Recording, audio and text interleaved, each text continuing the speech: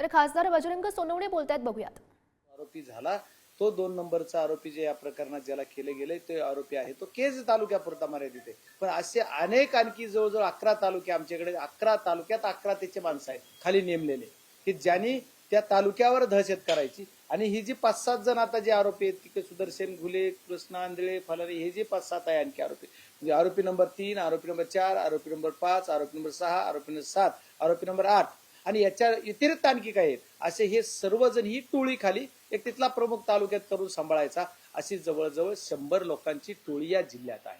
असं मी वारंवार म्हणलेलो आहे की ह्या 7 लोकांवर कारवाई करून चालणार नाही. याचा प्रमुख कोण आहे, याचा मास्टर माइंड कोण आहे, तर आज CID आणि SIT त्या प्रमुखापर्यंत गेलेली आहे ज्यांनी हे गुन्हे घडवायचा. पण या गुन्ह्याला सपोर्ट कुणी केला तर हा सपोर्ट करणे किंवा हे गुन्हा करून घेणे हा झाला.